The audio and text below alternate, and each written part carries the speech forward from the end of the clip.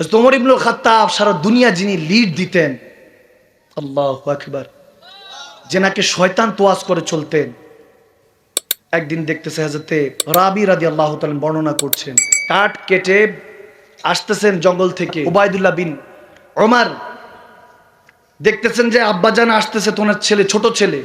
বলে আব্বাজান আমরা আছি তো, আমার কাছে বলেন, আমি কাঁধে উঠাবো, আপনি আমিরুল মুমিনিন, আপনি বাদশাহ, আপনি কাজ কেন করছেন? তখন বলে নফস বড় ডিস্টার্ব করছে। সবাই শুধু আমিরুল মুমিনিন বলে, আমার নবীর খলিফা, দ্বিতীয় খলিফা যদি হতো, নবীর পরে নবী হতো, তাহলে ওমর হতো। বারবার বলছিল নফস বড় ডিস্টার্ব করছে, অহংকারী হয়ে উঠছে, এজন্য শাস্তি দিচ্ছি। সুবহানাল্লাহ। ওমর বলছেন নফস বড় ডিস্টার্ব দিচ্ছে। নফস বলতেছে তুমি অনেক বড় হয়ে গিয়েছো, আল্লাহওয়ালা হয়ে গিয়েছো। যখন এরকম করলো, এই জন্য কাঠ কেটে কাঁধে উঠিয়েছি, না খেয়ে কাঠগুলি আমার জ্বালানির জন্য বাসায় নিয়ে যাচ্ছি। সুবহানাল্লাহ। ওমর ইবনুল খাত্তাব এভাবে নফসকে কন্ট্রোল করতেন। হায় হায়, একদিন খাতুন তেনার স্ত্রীর কাছে গিয়ে চোখের পানি ছেড়ে কাঁদছেন। তেনার স্ত্রী বলতেছেন, ইয়া আমিরুল মুমিনিন, কেন কাঁদছেন, কেন কাঁদছেন? এখানে একটা হাদিস মনে পড়লো, আরেকটা বুখারী শরীফের। ইরান থেকে বাদশা কিছু প্রজা পাঠালো, দেখো তো ওমরের কি অবস্থা, কি পাওয়ার, কি তার অবস্থানটা একটু দেখে আসো। আসলো কাফেলা, সাথে কিছু ইরানের রানী, সেও কিছু খাদেমা পাঠালো যে হযরত ওমরের স্ত্রীকে দেখো তো ঘরের কি পরিবেশ, তেনার ঘরটা কিভাবে চালায়। কারণ ঘর শান্তি তো দুনিয়া শান্তি। ঘরে গিয়ে যদি স্ত্রী বলে, ক্যাটকে কইছিলা, এতক্ষণ কইছিলা, এত দেরি, এটা কোনো কথা? তুমি তুমি করে কেন বলছেন, আপনি করে বলতে হবে। আওয়াজ দেয় না।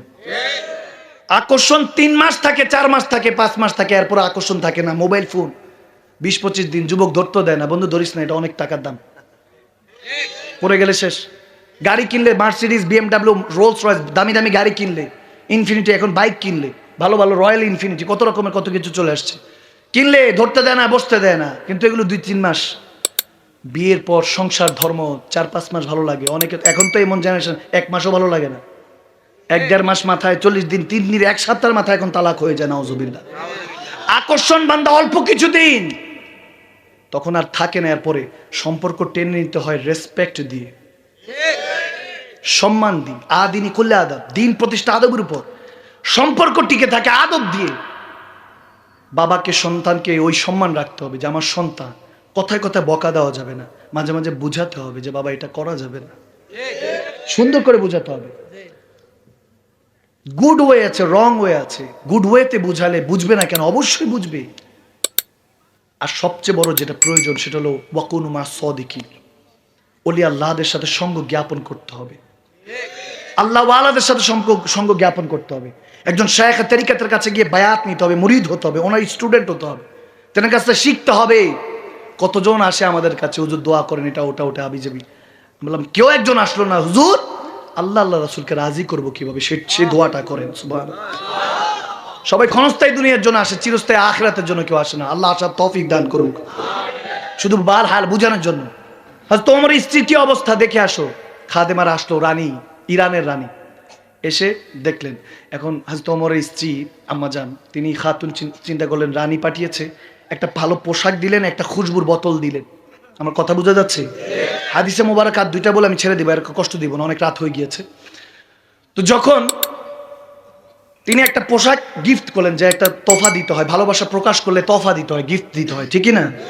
দিলেন, এরপর নিয়ে চলে গেলেন। ইরানের রানী দেখলেন হযরত ওমরের ওয়াইফ বিবি, তিনি আমার জন্য তোফা পাঠিয়েছেন, স্বর্ণের গহনা টহনা যা আছে, কোটি কোটি, এখনকার কোটি কোটি টাকার পোশাক আশাক, আলিশান রেশমি কাপড়, তখনকার আলিশান পোশাকগুলি পাঠিয়ে দিলেন। যখন হযরত ওমরের কাছে আসলেন ওগুলো নিয়ে, হযরত ওমর বললেন এগুলো কার? বলে ইরানের রানী পাঠিয়েছে আপনার খাতুনের জন্য, আপনার স্ত্রীর জন্য। তো বলতেছে আচ্ছা আচ্ছা, নিয়ে আসলেন। বলে নিয়ে আসো। উসুলওয়ালা ছিলেন অনেক হযরত ওমর, ওমরের কাছে কোনো ছাড় নাই। আওয়াজ দেয় না, ঠিক না?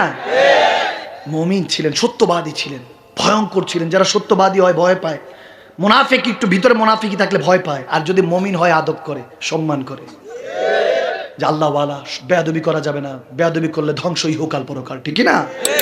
আদিনী করলে আদব, দিন প্রতিষ্ঠা আদবের উপর, এই জন্য আদব রেসপেক্ট করতে হয়। যেটা বলছিলাম, সমস্ত ওইগুলোই আইনেন, তোফাই না। ওনার খাতুনকে বলছে, তা খাতুন এগুলো তোমার জন্য তোমার ইরানের রানী পাঠিয়েছে। কেন পাঠিয়েছে? বলো হ্যাঁ, আমি তো আসলে ওই ওনার খাদেমার এসেছিল, আমি একটা কাপড়, তারপরে একটা খুশবু দিয়েছিলাম, একটা ভদ্রতা আর কি, একটা তফা দিয়েছি, এসেছে যেহেতু দিয়ে দিয়েছি তফা। তো ওনাকে বললেন যে আমি হযরত ওমরের স্ত্রী এটা পাঠিয়েছে, তো খুশি হয়ে এত কিছু পাঠিয়ে দিয়েছে। হযরত ওমর বলে, তুমি আবার কবে থেকে আরেকজনের সাথে রিশতেদারি করছো? বলে, তুমি কবে থেকে আবার মানুষকে খুশি করা শুরু করেছো? তোমাকে এটা কি শিখেছে? আমি এগুলো শিখেছি। ওই বাচ্চা ওই রানীর সাথে সুসম্পর্ক রেখে লাভ কি? যিনি আমার কবরও যাবে না, হাসরে কোনো কাজে আসবে না। আওয়াজ দেয় না, ঠিক না? বান্দাকে খুশি করা যাবে না, আমাদেরকে খুশি করতে হবে আমার মুস্তাফা জানের রহমত এবং আল্লাহকে। বলে, হ্যাঁ ওটা তো ঠিক আছে। বলে, এগুলো সব এত কিছু বুঝি না, এত বাহানা চলবে না, এগুলো সব বলো যে আমি বাইতুল মালে দিয়ে দিয়েছি। বলে, মানি না মানি আপনি বলতেছেন, এখন তো দিতে এমনি হবে। মা বোনরা তো একটু এরকমই, ঠিক কিনা? মর্জির বাইরে গেলে বলে ঠিক আছে, এখন রাগি হলে বলে ঠিক আছে মানলাম আর কি।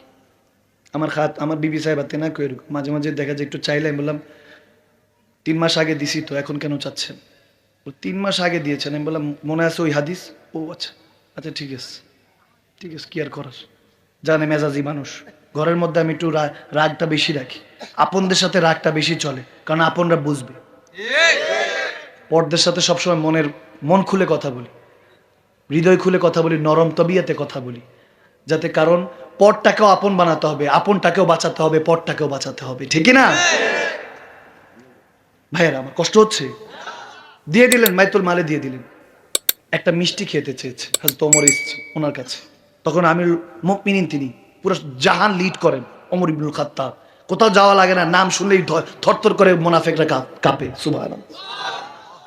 একটা মিষ্টি খেতে চেয়েছেন, ওনার স্ত্রী বলে দিব, কিনছি 1 মাস 2 মাস 3 মাস 8 মাস চলে গিয়েছে, কিনে দেয় না।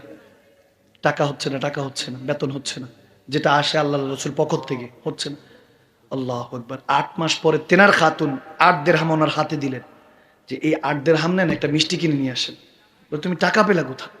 বলো, যে বাজারের জন্য যেটা দিতেন ওখান থেকে 1 দিরহাম করে জমিয়েছি, আপনারই টাকা, হালাল টাকা, কোনো সমস্যা নেই। তিনি বললেন আচ্ছা ঠিক আছে। টাকাগুলি নিলেন, ঘর থেকে বেরোতে নাই, চোখ দিয়ে পানি পড়ছে টপ টপ করে। ইয়া আল্লাহ, তুমি তো আমাকে 1 টাকা হলো বেশি দিয়েছো, আমি তো ওটার যোগ্য না। কাঁদছেন, ভয় কাঁদছেন, আল্লাহর কাছে কি হিসাব দিব, কি হিসাব। বাইতুল মালে সাহাবাদের কাছে গিয়ে বলতেছে এটা নাও। বলে, আমিরুল মুমিনিন এটা কি? নয় 8 দিরহাম নাও, আমার 1 দিরহাম স্যালারি কমাও,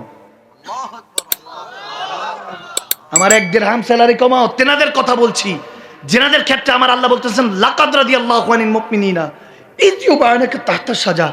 আবু বকর, আমি আপনার উপর রাজি। আর এই জন্য আবু বকর রাদিয়াল্লাহু তাআলা, হযরত ওমর রাদিয়াল্লাহু তাআলা, আল্লাহ বলতেছে আমি রাজি তেনাদের উপরে, কারণ তেনারা আল্লাহকে রাজি করার জন্য সমস্ত কিছু করেছে। আল্লাহর রেজামন্দি তালাশ করতেন, এখন আমরা বান্দার রেজামন্দি তালাশ করি। এজন্য বান্দা আপনাকে কেউ স্মরণও করবে না, খোদার ইজ্জতের কসম। আপনি মরে যান। আরে আজকে দেখছি একজন কাঠ মিস্ত্রি, আজ থেকে হয়তো 200 বছর আগে নবীর শানে গোস্তাকি হয়েছে। একটা কাঠ মিস্ত্রি যুবক ছেলে, সে ওই গোস্তাকে রাসূলের গর্দান উড়িয়ে দিয়েছে। ও সেই রঙ্গিলা মোহাম্মদ লেখে নাউজুবিল্লাহ একটা বই লিখেছিল, তার গর্দান উড়িয়ে দিয়েছে ওই মুসলমান, ওই কাঠ মিস্ত্রি যুবকটা। তাকে কাঠ ঘরে দাঁড়ানোর পরে উকিলরা বলেছে, বলো যে আমার মাথা ঠিক ছিল না, তাহলে জজ সাহেব ক্ষমা করে দিবে। বলে, না, আমার মাথা ঠিক ছিল, আকল ঠিক ছিল, আমি বুঝে শুনে তাকে ঠান্ডা মাথায় কতল করেছি। আমার নবীর সামনে যে গোস্তাকি করবে তার বেঁচে থাকার অধিকার নাই, তার গর্দান উড়িয়ে দাও, ঠিক না? ফাঁসিতে ঝুলে গিয়েছেন। আল্লাহু আকবার। ফাঁসিতে ঝুলে গিয়েছেন, কোনো এলেম কালামও ছিল না। জামানা 200 বছর 150 বছর কেটে গিয়েছে, এখনো আশেকরা তার জন্য দোয়া করে। দোয়া তার জন্য, জান্নাতের জন্য করে না। তিনি তো জান্নাতি, আমার নবীর জন্য জীবন দিয়ে দিয়েছেন আল্লাহ সন্তুষ্টির জন্য। দোয়া করে যে আল্লাহ তেনার উসিলা আমাদেরকে মাফ করো। হযরত ওমর ইবনুল খাত্তাব রাদিয়াল্লাহু তাআলা, সেই ওমরের কথা বলছি আমি। দিয়ে দিল 1 টাকা কমাও, আমার খাতুনে এই মিষ্টির জন্য কিনে পাঠিয়েছে, আমি 1 টাকা বেশি নিচ্ছি, আমার আল্লাহ রাসূলের গোলামি করে কমিয়েছেন। ভাইরা আমার, সেই ওমর তেনার স্ত্রীর সামনে কাঁদছেন। বলে, খাতুন, ওমর বুড়া হয়ে গিয়েছে, এখন আর ওমর নামে ভয় পায়, ওমরকে দেখলে কেউ হয়তো বা এখন ভয় পাবে না। 62 বছর চলে হযরত ওমরের। বলে, 63 বছর আমার পেয়ারা নবী চলে গিয়েছেন, আর 2-1 বছর আছে, জানি না কতদিন হায়াত রেখেছে, দাড়ি পেকেছে, এখন আর উঠতে গেলে সোজা উঠতে পারি না, মাজা জোর পাই না, হাত লাগে। এখন বিছানায় শুলে অসুস্থতা বোধ হয়, ঘুম আসে না, এপিট ওপিট হতে থাকি। এখন আর আপনদের কথা ভাবি না, এখন আর পরদের কথা ভাবি না, খেয়াল শুধু কবরে গেলে নবীকে চেহারাটা দেখাতে হবে। 2 হাত দিয়ে আপনদেরকে দাফন করে রেখে এসেছি, ওই জায়গায় আবার যেতে হবে আমাকে, সময় শেষ। খাতুন আজকে কাঁদতেছি, তুমি জিজ্ঞেস করছো, বুখারী শরীফে হাদিস, খাতুন ওনার স্ত্রী বলছেন, কেন কাঁদছেন আপনি? বলে কাঁদছি, মসজিদে নববী থেকে যখন বেরোচ্ছি সব সাহাবারা বলছে, ওই দেখো ওমর ইবনুল খাত্তাব হেঁটে যায়, আমার নবীর সিংহ, আমার আল্লাহর যোদ্ধা, মুমিনদের ইমাম। আজকে যখন বারবার বলতেছে, ওই দেখো যাকে দেখলে শয়তানও তোয়াজ করে চলে, তিনি হেঁটে যাচ্ছে, বাহ বাহ মারহাবা জিন্দাবাদ দিচ্ছে, নারা দিচ্ছে। খাতুন তেনারা তো আমাকে তাসদিক করলো, আমাকে ক্ষমা করে আপন করে নিল। ভাবলাম ঘরের মধ্যে তো আমি হাল বেহাল করে রেখেছি, অনেক স্ট্রিক্ট ছিলাম, শক্ত ছিলাম, কঠিন ছিলাম, অনেক কিছু চেয়েছো, কখনো মিষ্টিও চেয়েছো, ওটাও কিনে দিতে পারি নাই। ভেবেছি এটার আজার দুনিয়া থেকে আলে না, দুনিয়া থেকে কি নিব, আমরা তো আল্লাহ রাসূল থেকে নিব। এই জন্য দুনিয়াতে যত পেরেছি কম খরচ করেছি, যত দেখিয়েছি কম দিয়েছি। খোদার ইজ্জতের কাসম, এই কোটো অন্য কেউ দেওয়া, এই পাঞ্জাবি অন্য, জুব্বাটা অন্য কেউ দেওয়া, এই ঘড়িটা অন্য কেউ দেওয়া, আংটিগুলো অন্য কেউ দেওয়া, চশমাটাও একজন তফা দিয়ে দিয়েছে, টুপিটা একজন অন্য কেউ দেওয়া, নিজের বলতে কিছুই কিনে নেই। আমি মাদানী সাহেবের কথা বলছি, ওয়াল্লাহি হাদিয়া কোরআন শোনা বয়ান করার পরে লক্ষ লক্ষ টাকাও হাদিয়া দেয় বান্দা, 1 পয়সা আমি ওখান থেকে নেই না, আল্লাহর কসম করে বলছি। ওটা আমার মুর্শিদে করিমের পরিবারের জন্য, আমার শাইখ তরিকাতের পরিবারের জন্য হয়তো খরচ করি, নিজের হক হালালের পয়সা এটা আমি ওটা খরচ করি না। মাদ্রাসা করার চেষ্টা করছি, মার্কাজ করার চেষ্টা করছি। আমার আল্লাহর ঘর তো আছে, নবী বলেছেন মসজিদ আল্লাহর ঘর, মাদ্রাসা আমি নবী মুস্তাফার ঘর। আল্লাহর ঘর তো অনেক আছে, নবীর ঘর পারফেক্ট নাই, এজন্য আল্লাহর ঘরের সেজদাটাও ঠিক মতো আদায় হচ্ছে না, শিক্ষা উঠে যাচ্ছে, অশিক্ষিত হয়ে যাচ্ছে আমরা। মূর্খ নামে আমাদেরকে চাষাবাদ শেখানো হচ্ছে, আমরা ওই জ্ঞানের নামে, শিক্ষার নামে আমাদেরকে ডারউইনের মতবাদ শিখিয়ে দেওয়া হচ্ছে, আমরা বানর থেকে নাকি এসেছি মানুষ, নাউজুবিল্লাহ। বাবা আদম সন্তানদেরকে এগুলো বলাচ্ছে, এগুলো শিখাচ্ছে পাঠ্য বইয়ের মধ্যে থেকে। ট্রান্সজেন্ডার এরকম বিভিন্ন রকমের আমাদেরকে হিজ্জা বানিয়ে ছেড়ে দিচ্ছে, নাউজুবিল্লাহ। ছেলে মেয়ে হতে চায়, মেয়ে ছেলে হতে চায়। দুনিয়া যখন বর্বরতা, আমার দাদা মুর্শিদ কেবলা জিহাদ করে কাটিয়েছেন, চিন্তা করলাম তিনি আবাদ করেছেন, কিন্তু মাদ্রাসা করার সুযোগ হয়তো বা পান নাই। আমি ওই চেষ্টা চালাচ্ছি, ওই দিনের কথা বলছি যে দিন আমার নবী দিয়ে গিয়েছেন আপনাদেরকে, আমাদেরকে, ভাইয়ের আমার, খোদার ইজ্জতের কাসম, ওই দিন আমরা ভুলতে বসেছি। সময় শেষ, কাবার কাছে এখন দুনিয়া পৌঁছে গিয়েছে। হযরত ওমর ইবনুল খাত্তাব কান্না করছে, খাতুন তুমি ক্ষমা করে দাও, তোমার কাছে ক্ষমা চেতে এসেছি। সন্তানের কাছে ক্ষমা চাচ্ছে। হযরত ওমর ইবনুল খাত্তাব ফারুক আজম, সত্য মিথ্যা পার্থক্য করনেওয়ালা, যেনাকে আল্লাহ লকব দিয়েছেন, তিনি সবার কাছে ক্ষমা চাচ্ছেন, আমাকে ক্ষমা করে দিস বাবা, তোর হক আদায় করতে পারি নাই। মাইকে বলছে, স্ত্রীকে বলছে, মা হাফসা যিনি আমার নবীর স্ত্রী, হযরত ওমরের সাহেবজাদি, তেনার কাছে বলছে, মাগো আপনি তো আমার মেয়ে, আপনি তো এখন আমার মেয়ে না, আপনি আমার মা, আপনি আমার নবীর স্ত্রী, আপনিও ক্ষমা করে দেন, ঠিক মতো লালন পালন করে নেই। নবীজির কাছে দিয়ে সবাই হাত ধরছে, আব্বা আপনি সবসময় হকের পথে ছিলেন, আপনি কি জন্য এইভাবে কাঁদছেন? কিন্তু ওনার খাতুন চোখের পানি ছেড়ে দিয়ে বলছে, আমি মাফ করব না, আমি মাফ করব না। তখন হযরত ওমর বলছেন, কেন কেন মাফ করবেন না? মাফ করে দেন না, স্বামী হিসেবে তো আপনার হক সম্পূর্ণ দিয়েছি, হয়তোবা কোনো না কোনোভাবে কিছু ছুটে গিয়েছে। আমার রাসূলের উম্মতদেরকে, উম্মতে মুস্তাফাকে জাহান্নামের আগুন থেকে হেফাজত করতে জীবন যৌবন দিয়ে দিয়েছি, অতীতে তো কত গুনাহ করে ফেলেছি। আমি ওমর ইবনুল খাত্তাব, আমার বাবা খাত্তাব যখন 7-8টা উট চড়াতে বলতেন যে এই 7-8টা উটকে লাইন করো, করতে পারতাম না, চাবুক মারতেন, আমার ঘরে কি হয়েছিস তুই? আমি সে ওমর, আজকে সারা দুনিয়া লিড করি, এটা আমার নবীর সাদাকা। সেই নবী উম্মতের জন্য রাব্বি হাবলি বলে, উম্মতি বলে কাঁদে, উম্মতের জন্য করব না। খাতুন ক্ষমা করে দাও, মাফ চাচ্ছি তোমার কাছে। হযরত ওমর ইবনুল খাত্তাবের স্ত্রী বলতেছেন, আপনাকে ক্ষমা করব না। বলে কোন একটা শর্ত আছে, আমার একটা শর্ত আছে, তাহলে ক্ষমা করব। বলে কি? বলে হাসরের ময়দানে পেয়ারা নবী যখন আপনাকে জান্নাতে নিয়ে যাবে, আমি আপনার সাথে আমাকেও নিতে হবে, আমাকেও নিতে হবে। যখন বলতেছে আমাকে নিয়ে যাবেন, তো তখন বলতেছে, খাতুন এত বড় গুনাহগার আমি কিভাবে বলবো যে তোমাকে আমার সাথে নিব? যদি দয়াল নবী আমাকে শাফাআত দেয়, যদি সুপারিশ করে, আল্লাহ যদি জান্নাত দেয়, ওয়াদা রইল তোমাকে না নিয়ে আমি জান্নাতে প্রবেশ করব না। তখন খাতুন আর হযরতে ওমর এবং তেনার স্ত্রী একজন আরেকজনের হাত ধরে কাঁদছে, কাঁদছে কাঁদছে। একজন নেককার স্ত্রী বান্দার জন্য কত বড় নিয়ামত, আমার নবী বলেছেন জান্নাত থেকে কোনো অংশে কম নয়। একজন আরেকজন স্বামী স্ত্রী হাত ধরে কাঁদছে, দুজনে আল্লাহ রাসূলের সন্তুষ্টির জন্য জীবন পাড়ি দিয়ে দিয়েছেন, বৃদ্ধ অবস্থায় কাঁদছেন। ভালোবাসাটা কোন মাকামে চলে গিয়েছে আল্লাহ মালুম। কাঁদছেন দুজনে কাঁধের মধ্যে মাথা ফেলে কাঁদছেন। হাদিসের এই জায়গার মধ্যে পড়তে লাগলাম, তখন আস্তে করে খাতুন বলেন, হুজুর আপনি তো আপনারটা চেয়ে নিয়েছেন, আমার টিকিট চাইতে পারি? বলে বলো। তখন বলতেছে, হুজুর ইয়া আমিরুল মুমিনিন ওমর ইবনুল খাত্তাব, হে আমার নবীর দ্বিতীয় খলিফা, আজমতওয়ালা খলিফা, হে আমার আল্লাহর খাস বান্দা, হে আমার শানওয়ালা আমার স্বামী, আপনার কাছে একটাই চাওয়া, মৃত্যুর আগ পর্যন্ত যতদিন আল্লাহ হায়াত রেখেছে এভাবেই আমার নবীর উম্মতের খেদমত করে যাবেন। আমি আপনার জন্য আমার সন্তানদেরকে মানুষ করেছি, আপনার ভাত রান্না করেছি, আপনার খাবার রান্না করেছি, আপনার কাপড় ধুয়ে দিয়েছি, সব হুকুক আমি মাফ করে দিব। আমি আরো খেদমত করব, আপনার জন্য আরো বেশি খেদমত করব, যেহেতু আপনি ওয়াদা করেছেন। এই দিনের অপেক্ষা ছিলাম, এই দিন যেদিন আপনি বলবেন আমাকে মাফ করো, এই দিনের অপেক্ষা ছিলাম যে যেদিন হয়তো বা একটা সুযোগ আসবে আপনার কাছে চাওয়ার, এই দিন আজকে আল্লাহ আমাকে দিয়েছে। আজকে আপনি শুধু একটু দোয়া করেন যাতে আমি মৃত্যুর আগ পর্যন্ত আপনার খেদমত করে যেতে পারি। আমি ঘরে আপনার খেদমত করব, আপনি বাইরে দুনিয়াতে আমার নবীর উম্মতের খেদমত করবেন, আমার নবীর গোলামি করবেন, আল্লাহকে রাজি করবেন।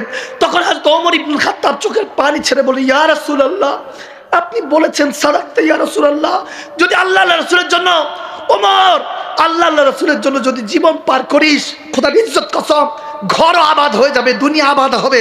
শুধু সেখানেই শেষ নয়, দুনিয়া আখিরাত তুই মালামাল হয়ে যাবি। সাদাকতা ইয়া রাসূলুল্লাহ, আপনি সত্যই বলছিলেন। আর সেই নবীর উম্মত আমরা একজন আরেকজনকে কাটি, বকি, এটা করি সেটা করি। ভাইরা আমার, সময় শেষ। দুনিয়াদারিতে আমরা সময় শেষ করে ফেলেছি, আমাদের জামানা শেষ হতে চলেছে। আমি জানি না এই জায়গায় আর কখনো আসা হবে কিনা, আমি জানি না আপনাদের সাথে আর মুলাকাত হবে কিনা। প্রত্যেক দিন গাড়ি দিয়ে যাই, বাস দেখি, চলে গেল, আর জীবনে আর দেখা হবে না, কারোর সাথে কারো দেখা হবে না, কারোর সাথে কোনো সম্পর্ক নাই। কিন্তু খোদার ইজ্জতের কসম, আপনার আর আমাদের এই সবার সম্পর্ক একটা জাতে পাকের সাথে, যিনি লামাকানে গিয়ে আল্লাহর সাথে দেখা করেছেন, সেই নবীর হয়ে যান।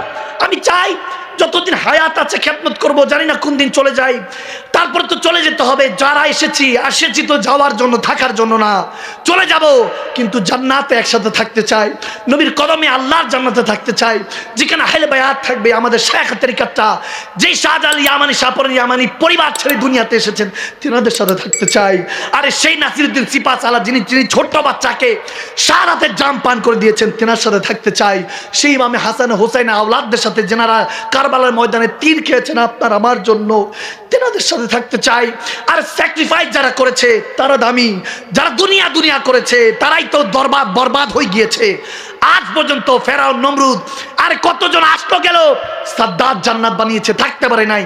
আবু জাহেল থেকে শুরু করে ইয়াজিদ ভাইয়ের বংশধর পর্যন্ত কতজন আসলো আর গেল, কিন্তু আমার নবীর, আমার হুজুরের ভালোবাসা ঈসা রুহুল্লাহর আগ থেকে নয়, বাবা আদমের থেকে শুরু হয়েছে, কিয়ামতের পরও থাকবে। সেই নবীর সাথে দুই হাত তুলে দিয়ে বলুন, জান্নাতে থাকতে রাজি আছে কি নাই? নিজেদেরকে পরিবর্তন করতে রাজি আছে কি নাই?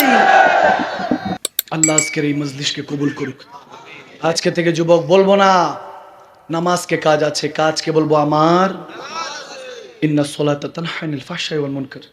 একমাত্র ইবাদত তোমাকে সমস্ত কিছু পাপ কাজ থেকে হেফাজত করবে যুবক, পাপ কাজ থেকে।